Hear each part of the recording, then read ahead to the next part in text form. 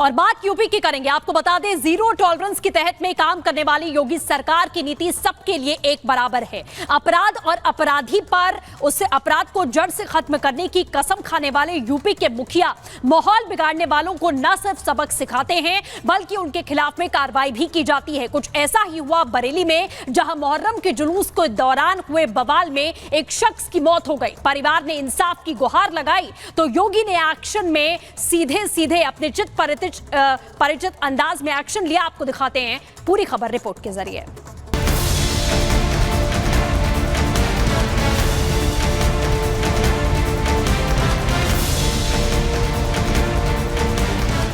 योगी राज में जो कानून के खिलाफ काम करेगा उस पर बुलडोजर एक्शन होगा। जो माहौल बिगाड़ने की कोशिश करेगा उसके खिलाफ कार्रवाई होगी। जो उपद्रव करेगा उस पर प्रशासन का एक्शन होगा। ये तस्वीरें उसी बात की गवाह है। दरअसल बरेली के थाना शाही में 17 जुलाई को मुहर्रम का जुलूस ढोल नगाड़ों के साथ निकाला जा रहा था। जब ये जुलूस मंदिर के पास पहुंचा तो स्थानीय लोगों ने नई परंपरा बताकर विरोध किया, जिसके बाद रात में सैकड़ों विशेष समुदाय के लोगों ने घरों पर जमकर पथराव किया। यहाँ तक कि महिलाओं के साथ बदसलूकी की गई। मौके पर पहुंची पुलिस के सामने भी उपद्रवी नहीं माने और पुलिस को बल प्रयोग करना पड़ा। बवाल के बाद हिंदू पीड़ित परिवारों ने मुकदमा दर्ज कराया, जिसके बाद बवालियों पर नकेल कसने के लिए पुलिस ने टीम गठित की और 37 बवालियों को गिरफ्तार करके जेल भेजा गया। जेल भेजे गए 2 बवाली ऐसे भी हैं जिन्होंने पुलिस पर भी हमला किया। पुलिस की जवाबी कार्रवाई में दोनों बवालियों के पैर में गोली लग गई। वहीं यहाँ पुलिस प्रशासन ने ऐसी 16 संपत्तियों को चिन्हित किया है जो अवैध कब्जा करके बनाई गई हैं। वहीं दूसरी तरफ हमले में मारे गए तेजपाल के परिजनों ने आरोपी के घर बुलडोजर कार्रवाई के बिना अंतिम संस्कार करने से इनकार कर दिया था, जिसके बाद प्रशासन एक्शन में आया और फिर बुलडोजर का एक्शन देखने को मिला। बवाल के मुख्य आरोपी बख्तावर के घर पर कार्रवाई की गई, जिसके बाद भारी पुलिस फोर्स के बीच मृतक तेजपाल का अंतिम संस्कार किया गया। हिंदू पक्ष ने इस मामले में जहां 50 से ज्यादा लोगों के खिलाफ मुकदमा दर्ज कराया है, तो वहीं पुलिस ने 75 लोगों के खिलाफ केस दर्ज किया है, जिनमें से 37 अब पुलिस की गिरफ्त में हैं। वहीं आरोपियों के घर पर बुलडोजर की कार्रवाई से योगी सरकार ने साफ कर दिया है कि किसी भी तरह का बवाल, उपद्रव या हमला बर्दाश्त नहीं किया जाएगा। Bureau report, Republic Bharat. और इसी बीच हम अगली खबर आपको बताएंगे। पश्चिम बंगाल की सरकार ने पंडाल को लेकर एक तुगलकी फरमान जारी कर दिया, जिसके बाद बवाल थमने का नाम नहीं ले रहा है। दरअसल ममता बनर्जी की तरफ से कहा गया है कि जो भी पंडाल लगाना है उसकी थीम पुलिस प्रशासन को बतानी होगी और साथ ही इजाजत लेनी होगी, जिसको लेकर बीजेपी कह रही है तुगलकी फरमान तो है ही, लेकिन हिंदू विरोधी सोच भी है। पूरी खबर इस रिपोर्ट में देखिए।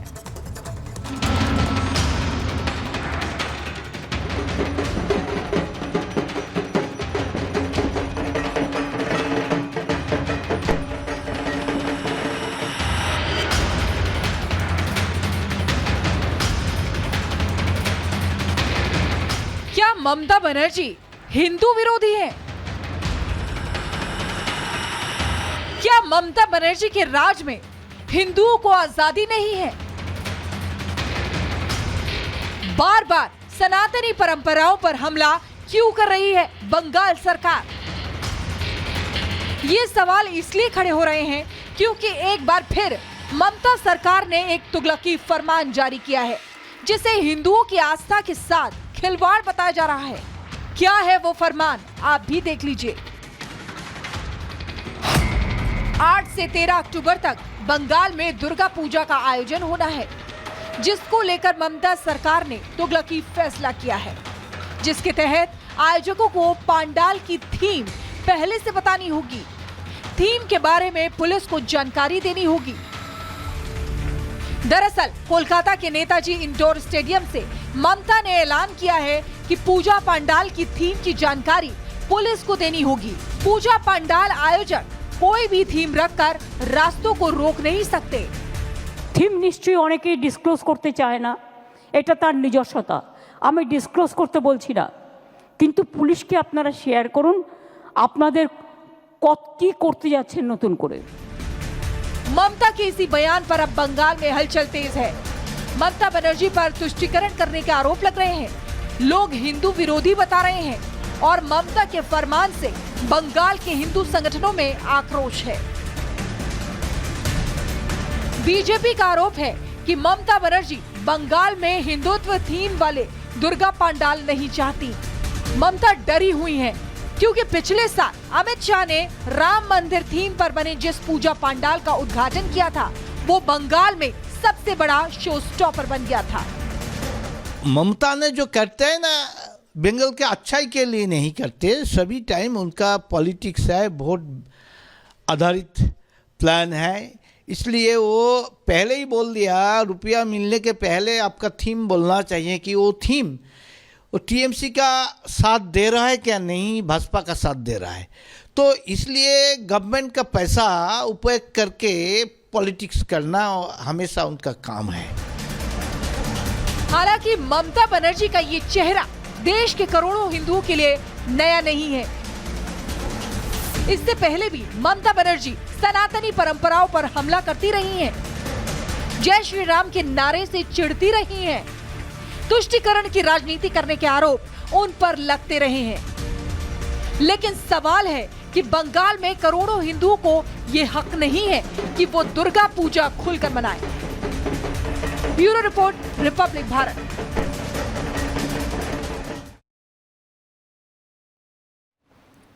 और बंगाल की मुख्यमंत्री ने एक तुगलकी फरमान जारी किया है। वो फरमान क्या है और कैसे उस फरमान पर अब सवाल उठ रहे हैं, वो भी आपको हम ग्राफिक्स के जरिए बता देते हैं कि आखिरकार किस तरीके से ममता सरकार ने कहा कि दुर्गा पूजा पंडाल को लेकर ये बड़ा फैसला लिया गया है। हालांकि ये ममता सरकार का फांसीवादी फैसला है, ये बता रही है बीजेपी की ओर से आरोप लगाया जा रहा है। और पंडाल की थीम पहले बतानी होगी, दुर्गा पूजा का जो पंडाल होगा उसकी थीम आपको पहले बतानी पड़ेगी। तो वहीं बीजेपी कह रही है कि हिंदुत्व थीम वाले पंडाल नहीं चाहती है ममता बनर्जी। ममता सरकार का आदेश है कि थीम के बारे में पुलिस को बताना पड़ेगा कि आप पंडाल में कौन सी थीम लागू करेंगे।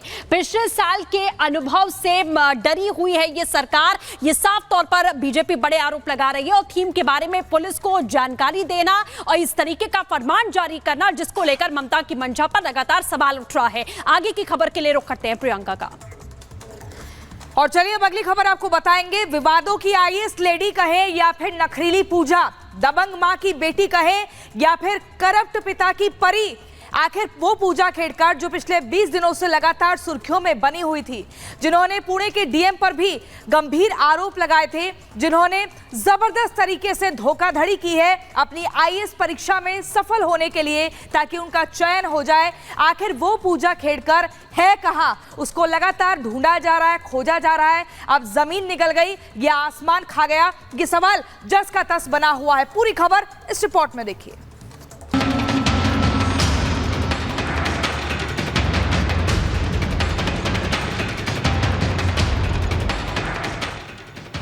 नखरेबाज पूजा खेड़कर पिछले 5 दिनों से लापता है। कहां है कोई नहीं जानता। पूजा का फोन 5 दिनों से बंद है।